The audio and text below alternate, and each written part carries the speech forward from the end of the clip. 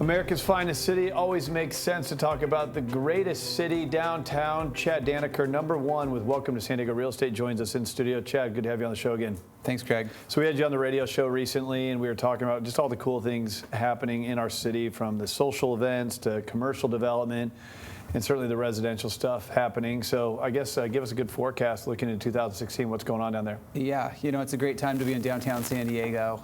Just such a great place to be with all the action and energy going on with new construction, new development, cleaning up old things, So I would say that the big thing for right now is really the new construction.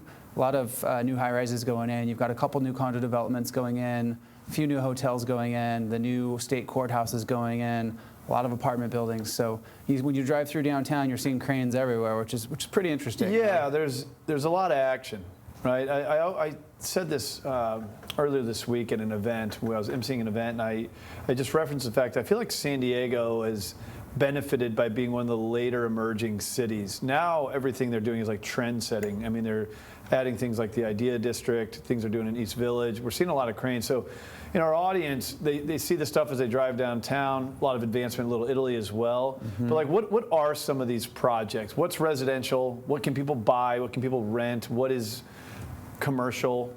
Break it down for us. So we're on the cusp of a huge amount of development going on downtown, a couple $1 billion.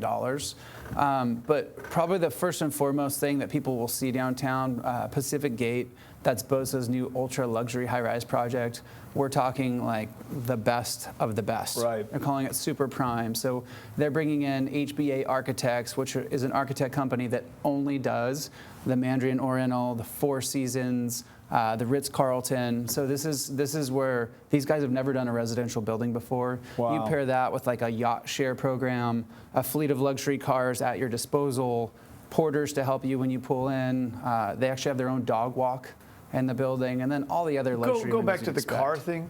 What did you say about the cars? So say I fly in from Vegas or Scottsdale, and I fly in and I don't keep a car in San Diego. I can just go down and grab one of the cars from the fleet of cars there for the residents. So it's it starts at $1.4 million for a two-bedroom, about $1,200. Starts at $1.4 million. It's an elite property, I think we talked a little bit about this before. So yeah, it's not for the average San Diego buyer. It's a little more international, a little more world-class, or for somebody in San Diego that has a lot of money that really wants to kind of be in that exclusive area, that exclusive part of town, and what will be perceived as the best building in downtown San Diego. So you have the in on a lot of these properties, not just Pacific Gate, but a lot of these other high-rises in San Diego.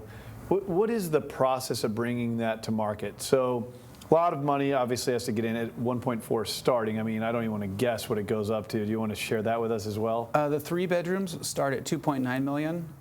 So that's 3-bedroom condo in a high-rise. You don't hear about that very often. Just 4 per floor, and that's starting on floors 33 through 40. And then the 40th floor, the top floor, is reserved for one private individual. Oh, man. But something like that, even if you can't afford that, right, it's great for the city, right? When you have something that's iconic for the city, honestly, is there anything else like that in the U.S.? Maybe in New York? I think you make a good point, because the architects, which I didn't mention, KPF Architecture, these guys are doing worldwide projects, and they're literally, again, the best of the best. Bosa's making this his legacy building. He's made a ton of money, he's had a ton of success, and this is the legacy. This is the exclamation point. That's it. And it's fascinating, right?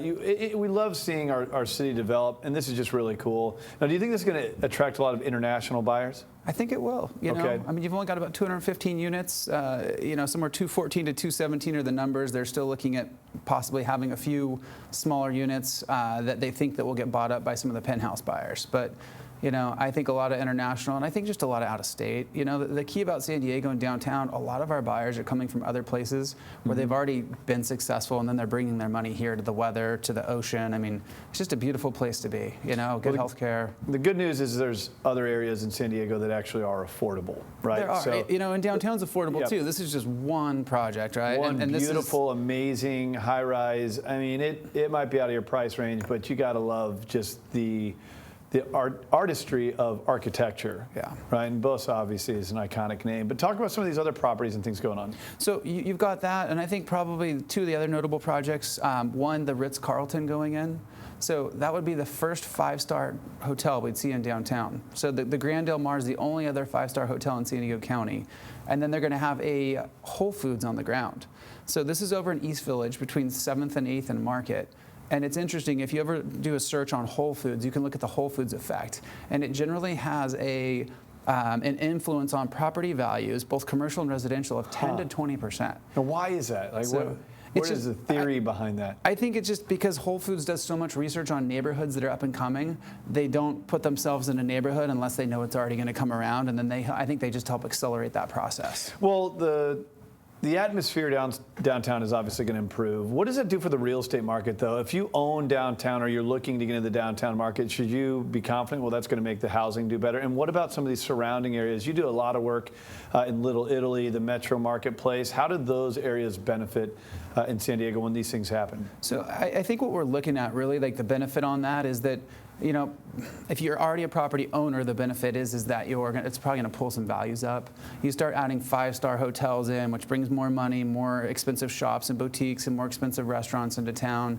I think there's some value there in terms of pulling values up. And the same thing for the owners at the Grand and Bayside and Electra and all those luxury towers over in the Columbia District that were undervalued coming out of 2009, 10, 11, 12 when we had the financial boom or doom, I should say. Yeah. Like a lot of those boom. values will sling back, and I mean now it's going the other way. Right. So I think really though there is a lot of affordable housing, and I think areas like the Idea District, you're going to get into that. You're going to see more affordable housing out there. They're trying to figure out how can we go smaller, just trim the wasted space in properties and get down into micro properties. So you'll see condos that are 4, 5, 6, 7, 800 square feet, but intelligently designed, and it works for a lot of the young entrepreneurs coming down, a lot of the young professionals coming down. So you have a fascinating job. I mean, you get to help people buy and sell out of the San Diego marketplace, #1 downtown. And I know you wouldn't say much about yourself, but I know the numbers. You're crushing the competition down there. You're a great guy to go to for stuff like this. But it's got to be just fascinating watching these international buyers come in, first-time home buyers. You're seeing empty nesters, and it's also growing around Little Italy, the Metro Market, some of these surrounding areas. You're at the center of it all, man. America's finest city. Congratulations on all your success, and Thank you. We look forward to having you on the show some more. thanks, Craig. All right, so that is all for our guest today. But before you go anywhere, we are going to get to the Sewing Says segment. This is where we answer your email, whether it's from radio, our TV show, or social media. When you ask your questions, we answer, and if not on the show, outside the show. But let's go and get that question answered and also wrap this thing up.